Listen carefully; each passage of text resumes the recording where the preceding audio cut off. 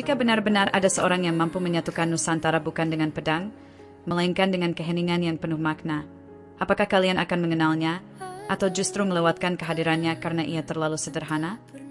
Dunia sedang menunggu, tetapi bukan dengan sorak-sorai, melainkan dengan napas panjang dalam kesunyian. Dan jika kalian belum merasakan getarannya, mungkin bukan karena ia belum datang, tapi karena hatimu belum cukup tenang untuk mendengarnya. Bismillahirrahmanirrahim.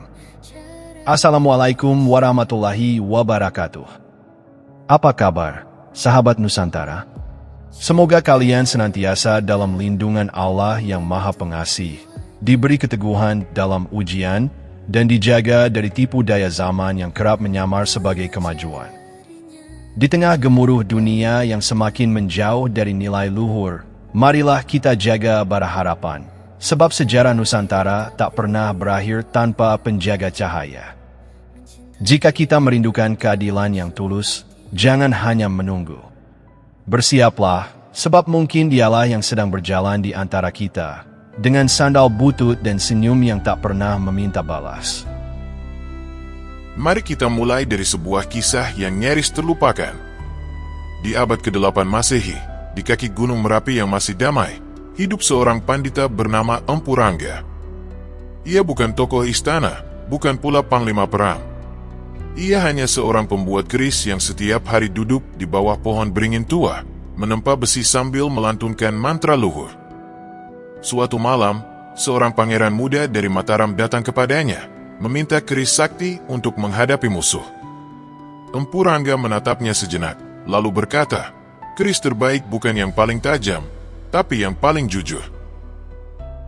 Dan dalam surat waris Sembadra disebutkan, "Wong kang lakoni kamardikane tanpa ngaku, iku kang bakal ngguyu ing jaman kalamun."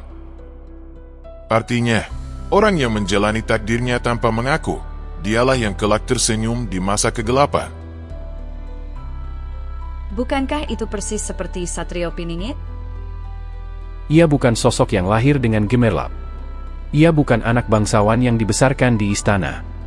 Ia mungkin anak seorang nelayan di pesisir selatan Jawa, atau penjajah jamu keliling di kaki Gunung Lau. Ia tak pernah mengklaim diri sebagai pemimpin, bahkan mungkin sering dianggap terlalu pemalu, atau kurang ambisius, oleh dunia yang mengagungkan suara keras. Namun, di balik kesederhanaannya, ada sesuatu yang membuat bunga-bunga mekar lebih awal saat ia lewat, dan burung-burung diam sejenak ketika ia berbicara. Tapi jangan salah, kesederhanaan bukan berarti ketidakberdayaan. Di dalam diri Satrio Piningit, tersembunyi kekuatan yang lahir dari kesabaran panjang, bukan dari ambisi sesaat. Ia tahu kapan harus berbicara, dan kapan harus diam. Ia tahu kapan harus berdiri, dan kapan harus mundur, bukan karena takut, melainkan karena ia memahami irama alam.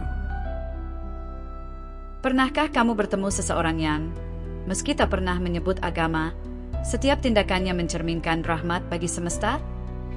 Yang tak perlu berkhotbah, namun kehadirannya membuat orang lain otomatis ingin menjadi lebih baik? Itulah ciri awal Satrio Piningit. Bukan karena ia suci, tapi karena ia selaras.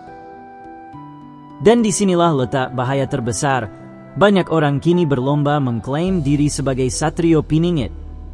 Di media sosial, ada yang memamerkan foto diri di puncak gunung dengan jubah putih, menyebut dirinya pemimpin spiritual Nusantara. Ada pula yang mengutip serat Jayabaya secara selektif, lalu menjual jimat pengundang takdir seharga jutaan rupiah.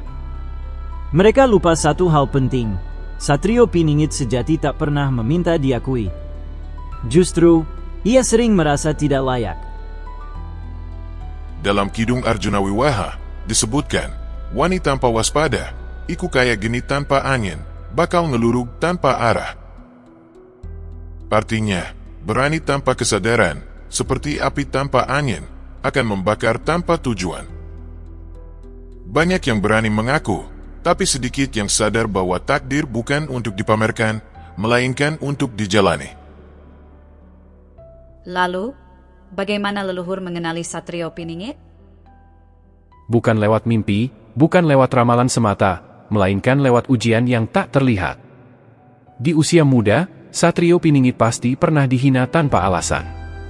Pernah dijauhi saat ia membela yang lemah. Pernah kehilangan pekerjaan karena menolak berbohong. Dan di saat-saat itu, ia tak pernah membalas. Ia hanya diam, lalu melanjutkan jalan, seperti akar pohon yang tetap tumbuh meski langit di atasnya runtuh. Apa yang terjadi jika Satrio Piningit justru dikhianati oleh orang yang paling ia percaya? Bukan karena dendam, tapi karena ketidaktahuan? Bayangkan, ia memiliki sahabat kecil yang tumbuh bersamanya. Mereka bermain di sungai, belajar dari guru yang sama, bahkan pernah berjanji akan membangun desa yang adil bersama. Tapi ketika dunia mulai mengenal tanda-tanda pada diri Satrio, sang sahabat, karena iri yang tak disadarinya, mulai menyebarkan desas-desus bahwa ia sombong, aneh, atau bahkan terlibat ilmu hitam. Sang Satrio tahu. Tapi ia tak membela diri. Ia hanya berkata pelan, "Semoga suatu hari kita mengerti, bahwa aku tak pernah ingin jadi siapa-siapa." Dan di sanalah kebesarannya teruji. Mari kita kembali ke masa lalu. Di abad ke-12, Raja Kertanegara dari Singhasari dikenal bukan hanya sebagai penguasa, tapi sebagai spiritualis yang memahami konsep Cakrawala Nusantara, gagasan bahwa seluruh kepulauan ini adalah satu kesatuan jiwa. Dalam Nagara Kertagama, tertulis, Nusantara iku siji atma, siji rasa, siji tujuan.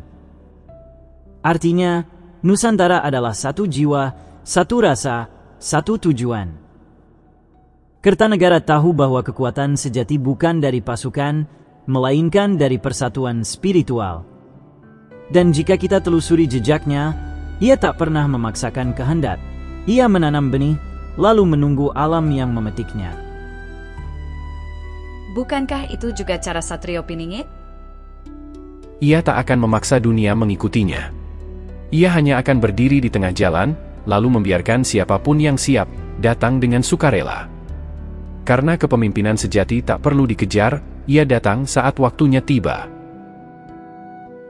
Dan kini, izinkan aku bertanya langsung padamu.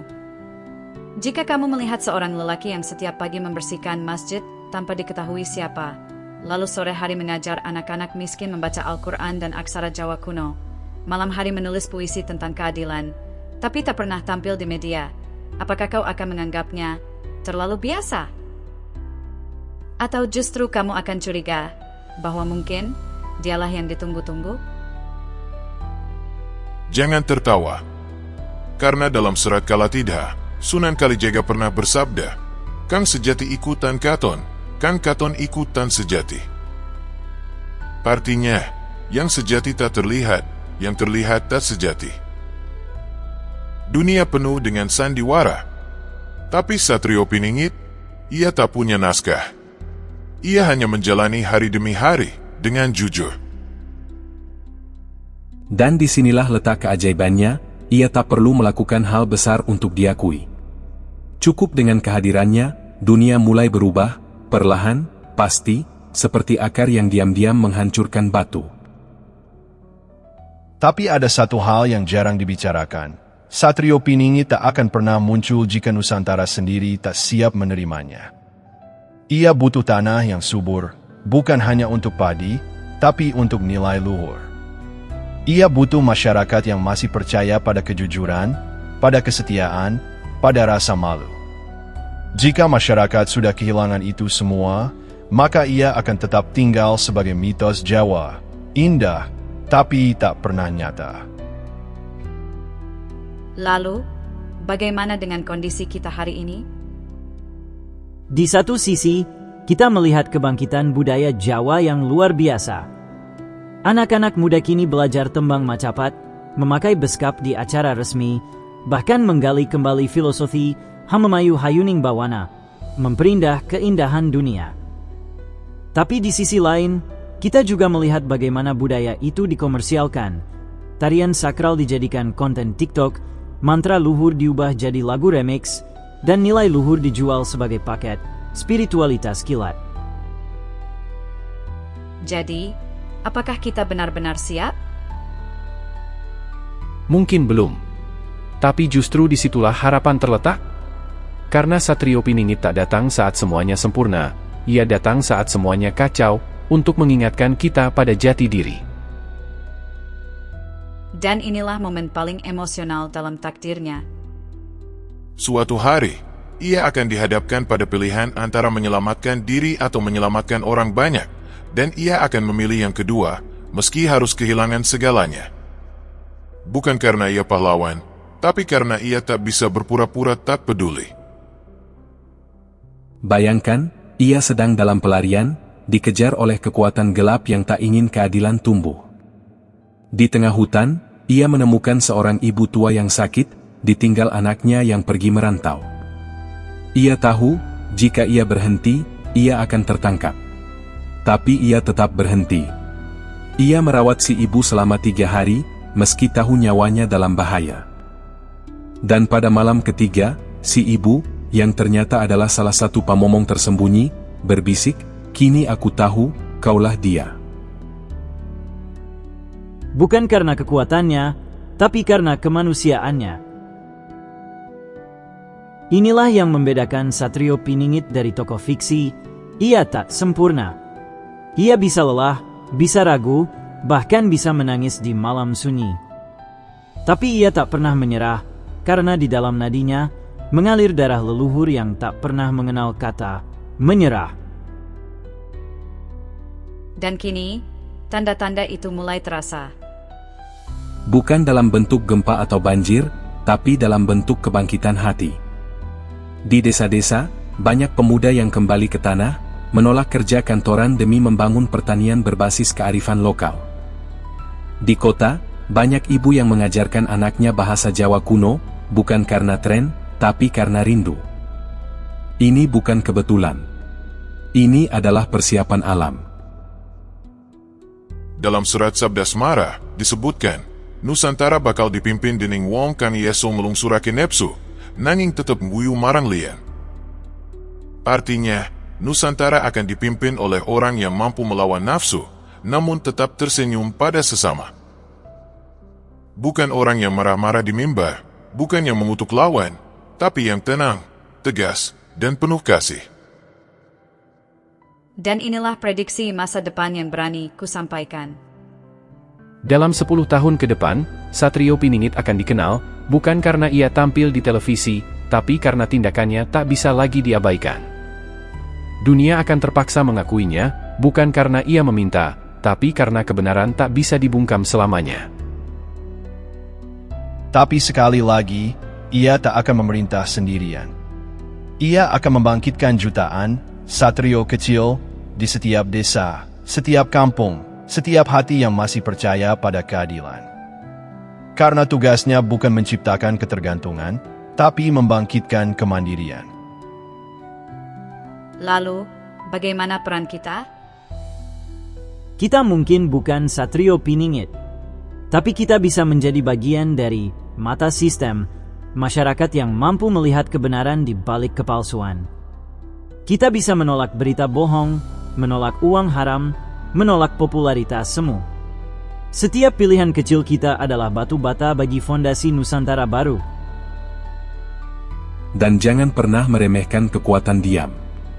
Karena dalam diam, benih kebenaran tumbuh paling subur. Kini, izinkan aku berbagi rahasia kecil. Di sebuah desa terpencil di Gunung Kidul, ada seorang pemuda bernama Bagus. Ia lulusan universitas ternama, tapi memilih pulang kampung untuk mengajar di sekolah kecil tanpa gaji tetap. Ia tak punya media sosial. Ia tak tahu siapa Satrio Piningit. Tapi setiap hari, ia menanam pohon, membantu petani, dan mendengarkan keluh kesah warga. Para tetua desa sering saling pandang saat ia lewat, tapi tak pernah berkata apa-apa. Mereka tahu, tapi mereka juga tahu, belum waktunya. Jadi, siapa tahu? Mungkin Satrio Piningit bukanlah satu orang. Mungkin ia adalah semangat kolektif yang kini mulai bangkit, di hati-hati yang masih percaya bahwa Nusantara layak dipimpin oleh keadilan, bukan oleh kekuasaan. Dan itulah harapan terakhir kita. Semoga Allah Subhanahu wa Ta'ala membimbing kita semua menuju jalan yang lurus, membuka mata hati kita untuk melihat kebenaran, dan memberi keberanian untuk mendukungnya, meski harus berdiri sendiri. Semoga kita tak hanya jadi penonton dalam drama besar ini, tapi jadi bagian dari solusi yang diam-diam mengalir seperti air sungai. Sekarang, giliranmu, sahabat Nusantara. Siapa menurutmu Satrio Piningit itu? Apakah dia seorang guru ngaji? Seorang aktivis lingkungan? Atau mungkin tukang bakso langgananmu yang selalu memberi porsi ekstra untuk anak yatim? Tulis di kolom komentar, tapi jangan asal tebak. Bawa argumenmu, bawa perasaanmu. Dan siapa tahu, mungkin komentarmu nanti jadi petunjuk bagi seseorang yang sedang kehilangan arah di tengah jalan takdirnya. Ayo, berdebat dengan santun, ketawa bareng, tapi jangan lupa, yang kita cari bukan siapa yang paling keras, tapi siapa yang paling jujur. Mudah-mudahan video ini dapat bermanfaat, membuka cakrawala, dan menenangkan jiwa yang letih menanti keadilan. Mohon maaf jika ada kekurangan atau kelebihan dalam penyampaian kami, karena kami hanyalah penjaga kisah, bukan pemilik kebenaran. Akhir kata, wabillahi taufik wal hidayah. Wassalamualaikum warahmatullahi wabarakatuh. Salam penuh cinta dari kami semua, Satria Nusantara.